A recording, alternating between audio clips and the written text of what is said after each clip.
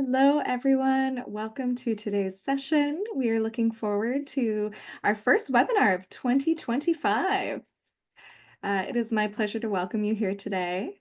Before we get started with the presentation, I do have some housekeeping announcements.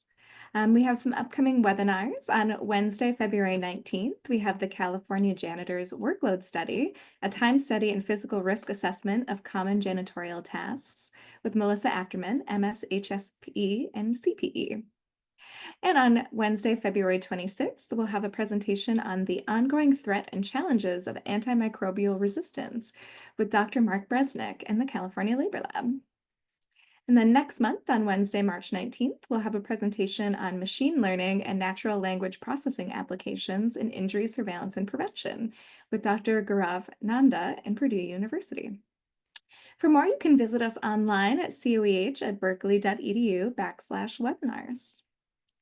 And on behalf of education and research centers throughout the country, it's my pleasure to present the Industrial Hygiene webinar series. This is a collaborative effort on behalf of each ERC's continuing education program and aspires to provide access to current research supported through NIASH ERC programming.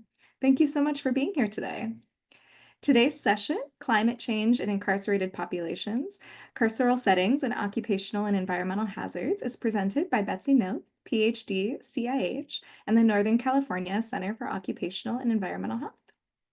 A few housekeeping reminders: you are going to be muting during this presentation. If you'd like to ask a question, we welcome you to enter it into the online Q&A, and we will save time at the end of the presentation to address as many questions as possible. We're also going to have the chat open, so feel free to use that to participate and join in the conversation, share resources with your colleagues, etc. This presentation is being recorded and will be made available on the Center for Occupational and Environmental Health YouTube page within 5 business days. And all participants who log in today with their registration email for the full live presentation will receive an email tomorrow, the link to an evaluation form that will qualify you for a certificate of completion worth 1 continuing education contact hour. Once the evaluation is completed, you'll be able to access and print your certificates. It's now my pleasure to welcome our presenter for today, Betsey Noth, PhD, CIH. Betsey is co-director of the Northern California Education and Research Center Industrial Hygiene Program. She is an exposure assessment scientist with over 20 years of experience in air pollution exposure assessment for both occupational and environmental research studies.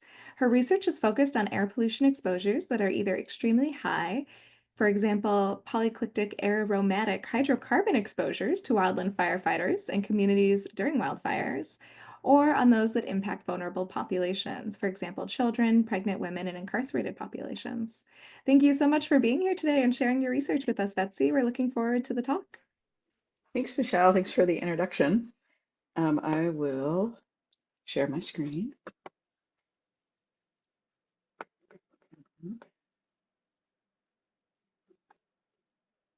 Looks good? Ready to roll? Thanks, Betsey. All right. Hi, everyone. Thanks for taking your lunch hour to look at this topic with me. I am going to talk today about climate change and incarcerated populations as advertised. And this work is funded in part by the Fifth California Climate Assessment, and I'll have a slide at the end for those of you interested in learning more about that. So there we go. For as long as people have been working, there's been knowledge that work can cause injury and illness. And we see this in the prehistorical record in skeletons that have certain patterns of wear.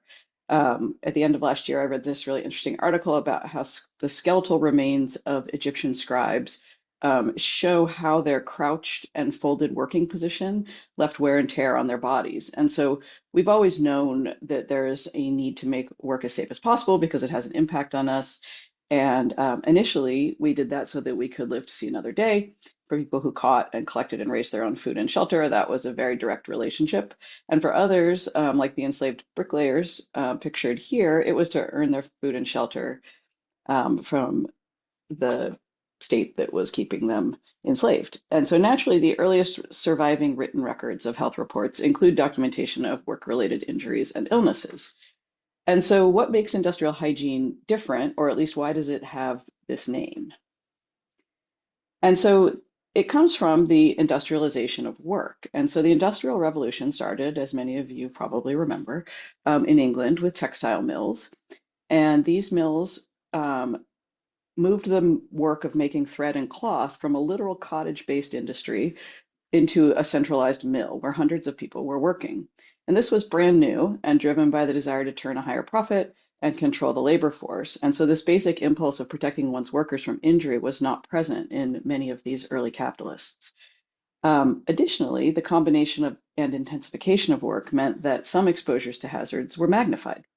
So for example, a single worker doing the carding of fiber, which is an essential step where you line up the threads so they're all facing the same direction so you can the fibers so you can spin thread.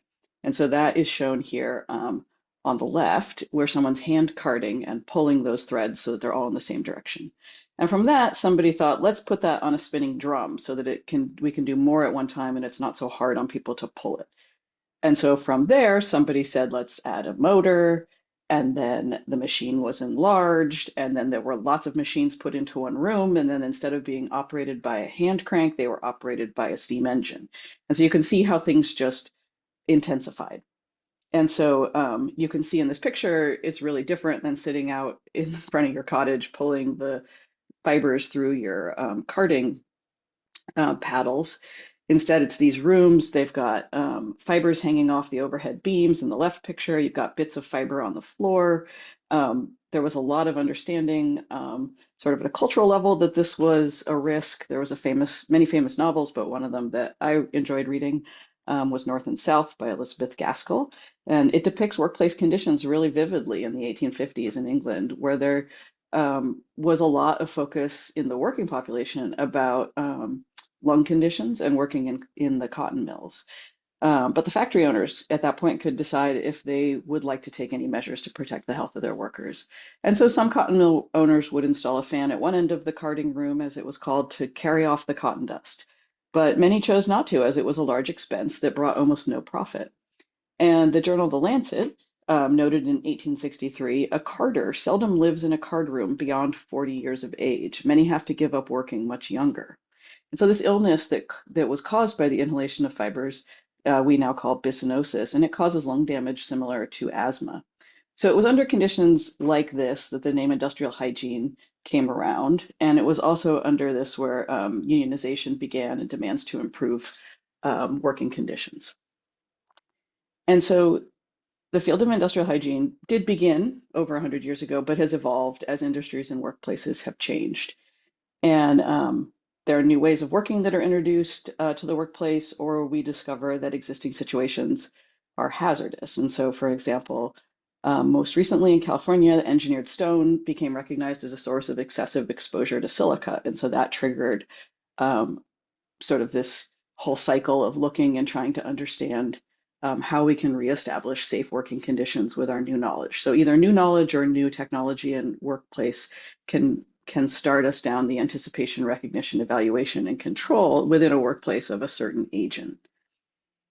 And once you've gone through these steps and you've concluded that you need to control the exposure, or sometimes called mitigating the exposure, industrial hygienists use as a reference this hierarchy of controls. And the hierarchy is ordered by the most to least effective in controlling the exposure. And so I think I'm not going to spend much time on this because I suspect that many people on the call have a deep awareness of this hierarchy, but just to point out the basics, that at the top you have the most effective elimination, and you can see as it goes through the other steps and all the way down to personal protective equipment, PPE is the least effective.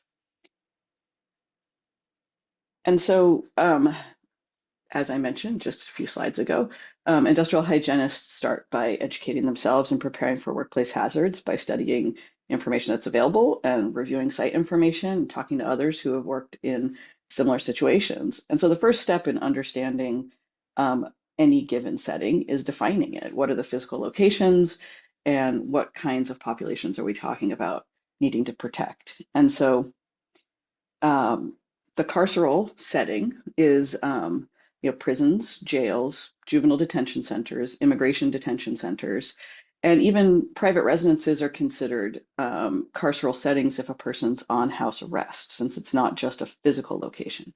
But in today's talk, I'm just going to focus mostly on carceral settings that are built and for adults, so prisons and jails. Um, but much of what I am going to describe, of course, has relevance in the other settings as well. And so this is a picture of one of our prisons in California that in the middle of summer last year, when they did the population reporting, they had nearly 4,000 incarcerated people in this prison. And so in the United States, the majority of the residential population in prisons in the carceral setting are in state or federal prisons and in federal and local jails. And what you can see here is that about a third of the people in carceral settings are in jails, which means that they are awaiting trial, and that many of them are not yet convicted. And then the rest of them are convicted but awaiting sentencing. And then in the state prisons and the federal prisons, those are people who have been convicted and are now serving sentences of varying time periods. In California, these basic demographics are also true. You can see there's a larger proportion of people in local jails rather than state jails. And on the right, you can see a map of all the carceral institutions in our state. And these dots represent federal, state, local prisons and local jails, as well as ICE detention centers, juvenile facilities, and fire camps. And the black dots show county jails, for example, where most of the residents are either awaiting trial or sentencing. The red dots are California Department of Correction and Rehabilitation locations, or sometimes I might call them CDCR. So that's our state prisons. And then orange dots are fire camps. And so what you can see from this map is that there are carceral institutions across the state, and that many of them are in zones where climatic conditions may be extreme during some parts of the year.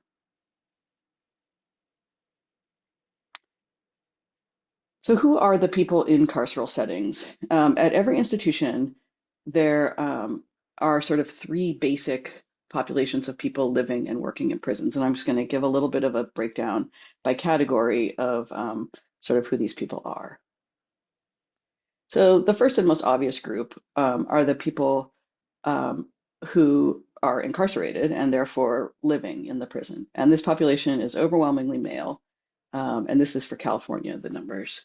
Um, and the graph is the US population. And so these are overwhelmingly male and disproportionately Black and Indigenous. And then there are two basic populations working in prisons. This first population, this slide is about the free population who do not also live at the prison. So this is mostly custody officers, um, excuse me, but also people working in healthcare, people doing operations, and a good proportion of contractors, and a small number of people doing education. And this does not include volunteers, which, depending on the institution, may be a significant number. The other working population in carceral settings are the incarcerated individuals. And so in addition to working shifts like you might imagine is like kitchen shifts or picking up garbage on the yard kind of shifts, there are also people who work in what's called the Prison Industry Authority. And these are some of the jobs. I sort of tried to list the top jobs from 22-23, jobs such as, I think we all know, making license plates. It still happens at Folsom that every license plate in California is printed there. They also make fabric products like furniture, covers, and clothing. And they also do agricultural stuff. And of course, wildland firefighting is another one. So some of these jobs are indoors, some of them are outdoors, some of them may have adverse exposures that are similar to free populations, some of them may not. In the case of the wildland firefighters, I know some of you might be very interested in those populations. I am as well. I'm not particularly focusing on them today because of the complexity and diverse settings in which they actually do that work. So most of this work that we're describing takes place in the carceral setting. And across the country, prison labor is fairly routine. People do it. And I'm not going to really comment on the wages except to say that they are oops, they are not very high. Gosh, I got distracted by the chat. I wanted to make sure there wasn't a question for me. Okay. Anyway, to say the least, these are below the market rate, and it's an ethical question for some of these exposures from dangerous conditions. Okay, so there are three big climate hazards in California, and I'm just going to talk about them in order: heat, flooding, and wildfire smoke. So this is a quick slide showing the clinical aspects of heat illness. Sort of progresses from heat rash all the way through to heat stroke, which is a risk of death. And you can see that something to know is that it's not just, as the saying goes, it's not just the heat, it's the humidity. And so higher humidity is higher heat illness risk. And just to say that when we're thinking about some of these issues, there are a lot of things that contribute to whether or not somebody is at risk for heat stress, and those are, their acclimatization status, which I'm going to talk about in the next slide, but also what they're wearing, what they're doing. Custody officers with their large vests of equipment and their heavier weight of stuff that they're carrying around, and their very polyester, non-breathable uniforms, that can be an additional risk on top of the just the sort of standard that you would get if you were sitting around in a cool outfit. And so heat acclimatization is important to know about and important to accommodate as a workplace. As you are exposed to heat, you have changes in your body that makes your body able to better respond and better cope with heat exposure. And so you can see here the various types of responses that I think they're sort of fascinating, that our bodies are able to do this, have evolved to do this. And so you can see it takes about 2 weeks. And so that means that the highest risk of heat illness is often at the start of a heat wave, when the heat really jumps up, or at the beginning of the summer or other hot season. And so if workers are present there, when it starts, it takes them about 2 weeks. And there's suggested modifications for getting ready to be exposed to heat and not just dive in all at once. And if workers go on vacation for more than a week, they also need to go through that reacclimatization process upon return to work, because it's something that you lose relatively quickly. So one thing in understanding what we need to do to protect people from heat is understanding how much of a problem heat exposure is, and what's the level of heat exposure, and what's the health outcome related to these exposures. But the reality is that this is not an easy question to answer. And so this is a news article from last summer where a woman in Chowchilla in the Central Valley was exposed to heat and had a huge reaction to heat exhaustion, like an obvious reaction, I guess I should say, and collapsed and subsequently died. And so if we look at what happened in this scenario, this unnamed incarcerated woman was transported, it says, to an outside hospital on July 4th. And so if you look at the CDC heat illness risk map as we're leading up to July 4th, you could see that it had major to extreme risk of heat illness reported in the valley, and that this was, in July, which is not the beginning of the hot season, but this was the beginning of a big heat wave, where the heat was in the triple digits for the days starting on July 3rd and following. And so despite that, the California Department of Corrections and Rehabilitation ruled that this death was not related to heat. And this is not a problem that is limited to carceral situations, but it's actually a big challenge to understand the role that heat played. So if a person is taking medication that makes them more susceptible to heat, or has an illness that makes them more susceptible to heat, is the coroner going to give heat as the cause of death, or is it going to be, a heart attack or a stroke? And so I think that piece the reporting makes it very challenging. And I know that there's a lot of people working to try and understand this. And I think this is one of those things that is difficult, not just for heat, but for other climate-related illnesses. And in a carceral setting, it makes it particularly difficult because it is hard to get information about what's going on. And so we may only get information about death and not about heat illness on a minor level because they may just never make it into the reporting for people's illnesses and injuries. And so in thinking about this for a carceral setting, we talk a lot about heat and climate change, but it can be difficult sometimes to conceptualize. And so in this set of images, on the left, you can see the current condition, which is the number of days in 2023 where the outdoor dry bulb daily maximum temperature was above 90 degrees Fahrenheit. And so if you're familiar with California geography and climate, these are the places you'd expect, mostly in the Great Central Valley, the desert, but also in the Sierra foothills and a little bit on the coast. Um, and then on the right side, you can see the map of the number of extreme heat days over 103 degrees. So not an identical comparison, but this is forecast by a model, assuming the 4.5 representative concentration pathway, meaning that we continue to emit greenhouse gases as we are today. So the highest areas projected in that model are very similar to those observed in 2023. And so while CDCR was cut out, for example, of the indoor heat standard that was just approved in July, they'll likely need to meet that standard soon because the usual judgment is that if workers in the free world are entitled to certain protections, then those incarcerated are as well. And additionally, custody, nursing, janitorial, and other free staff may put pressure on CDCR. So you can also note that both of these images are outdoor heat metrics. And indoor heat exposures are obviously based on indoor exposures. And within a carceral setting, the impact of outdoor heat may be quite different depending on who and where you are. So for example, workers in kitchens and other hot jobs, additional outdoor heat can make heat unbearable. On the other hand, some areas of prisons are temperature controlled, like urgent care medical units, custody break rooms and offices, and administrative offices.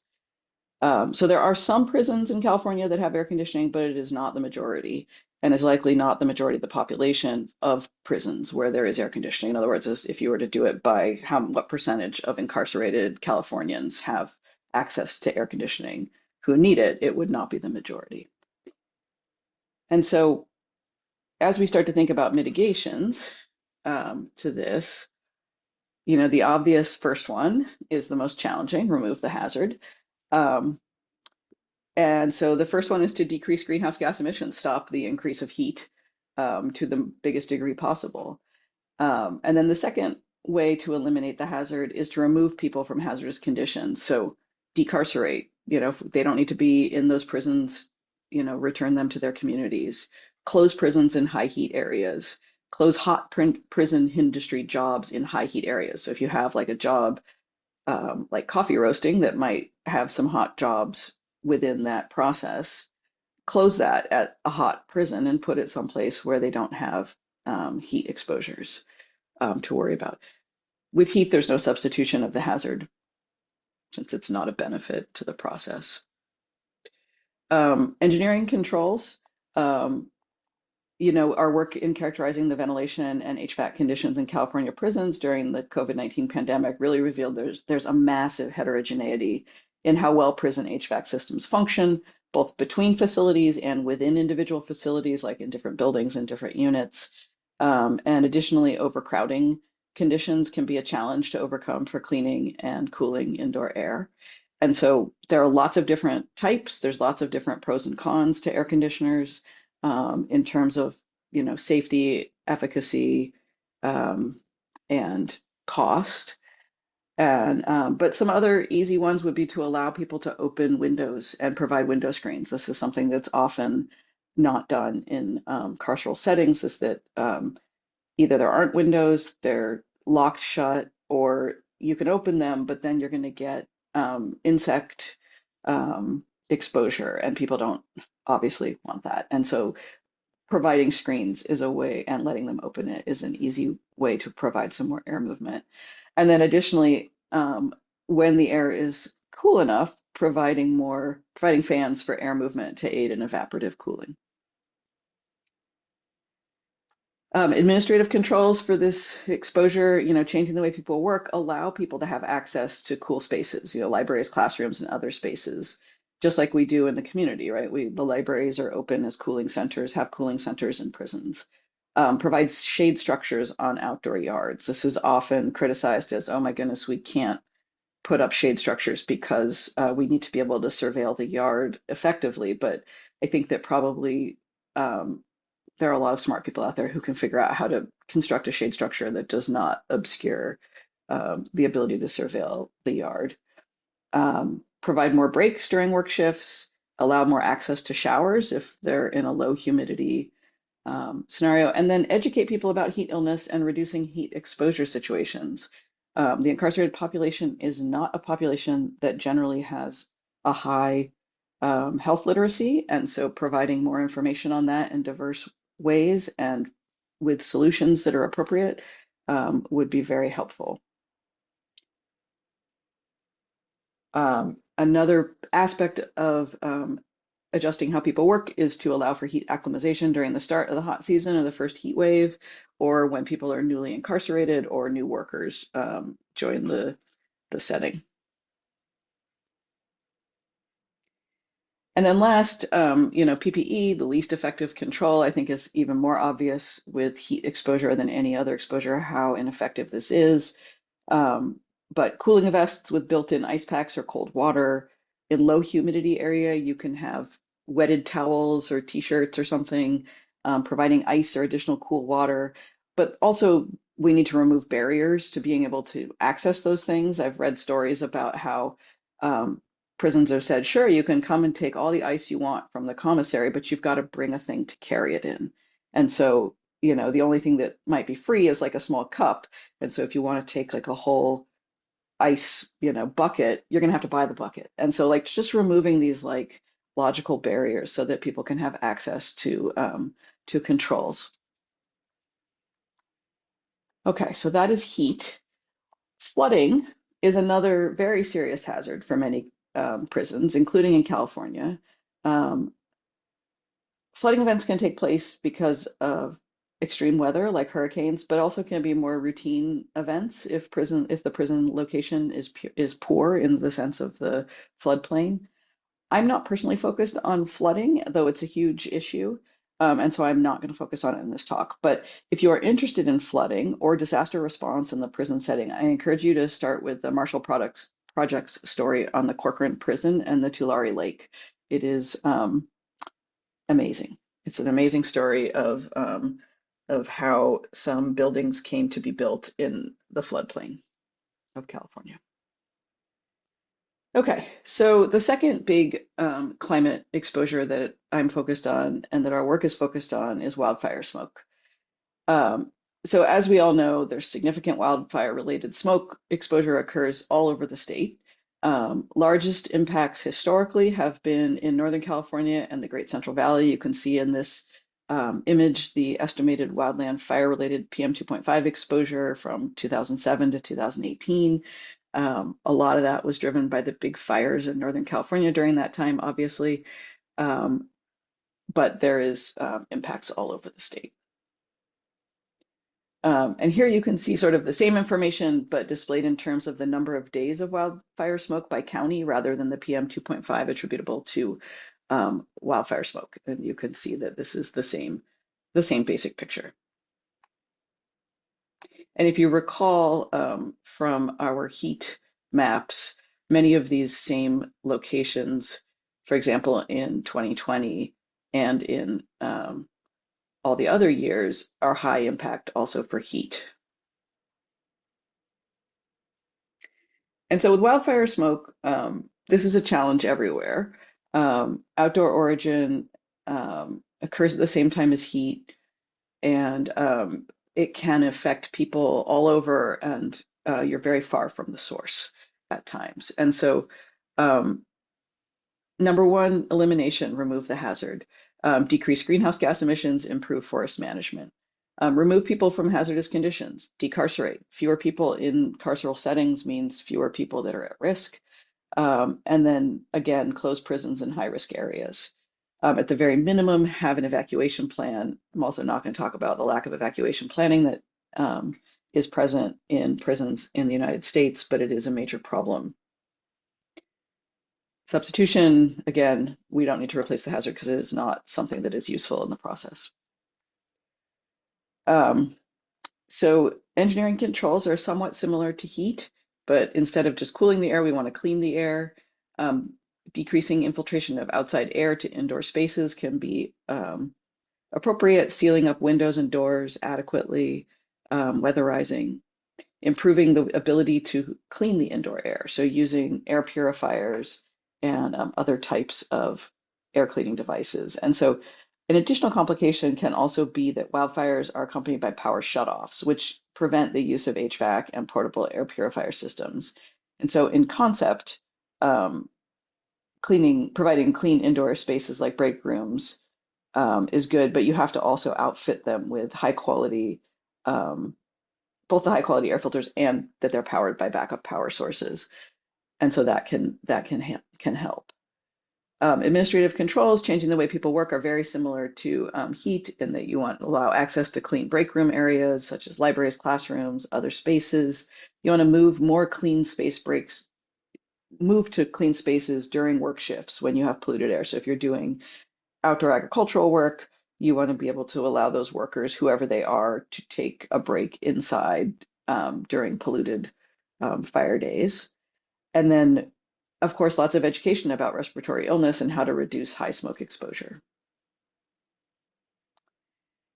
Last is PPE. N95 masks are certified to filter out at least 95% of airborne particulates of at least 0.3 microns in size. However, studies show that they can filter out pollutants from smoke. However, in the real world effectiveness, these masks vary greatly depending on their quality and fit, which I think we all observed during the COVID-19 pandemic.